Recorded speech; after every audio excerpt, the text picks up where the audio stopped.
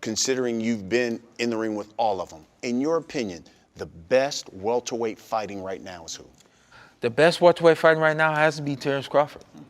I think there was just a number of things that I saw, felt, sensed, the whole nine, and he was just a little bit better, more than just about everybody I've been in the ring with. And you fought Errol before the accident. Difference between fighting Errol, fighting Bud Crawford? You know what? I think, and I got a feeling Errol he would confirm this. But I think coming into the ring, Errol was prepared to beat me at my game, and Terrence was prepared to beat me at his game. Mentally, there's a difference.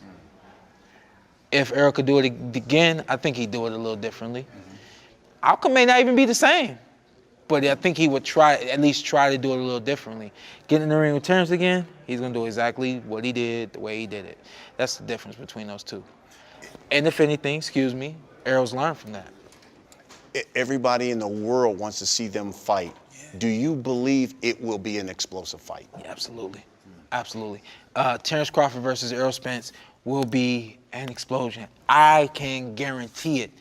Because, again, going back to the mentality, Errol likes to be a commander-in-chief, likes to control the ring, likes to do what he wants to do. Against me, he chose to try to beat me at my own game. Terrence, I'm coming in the ring. This is what I'm going to do. Stop me. You got two guys saying stop me. You can't beat that. You know what I mean? Especially when you got the speed and the movement and the power and the strength. All the intangibles that it takes to be a boxer. You got both sides of the ring can do it. You know what I mean? And we don't get that very often. It kind of, I get a sense that you think Bud Crawford has the advantage as of right now. Your fight against Bud Crawford was all action. Yeah. And let's be honest, there were some people who had you up. Yeah. At the time of the stoppage. Yeah. When you look back on it, anything you would have done differently? Yep. Yeah.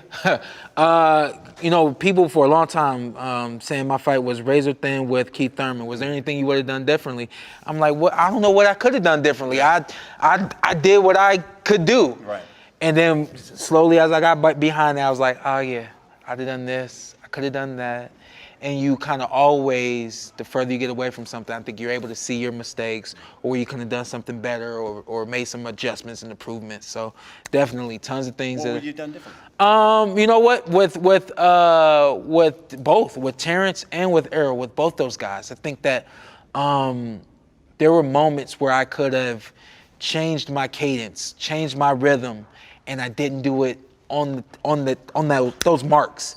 Those are two guys where you got to be on the marks. You know, the TV, they're like, hey, just don't move off your mark. Right. You move off your mark against those guys, and what happens, happens. You know what I mean? So I think if anything, probably one of the best guys to challenge both those guys, but also to show you, like, hey, you know, even one of the best, if you're off your mark, they'll capitalize.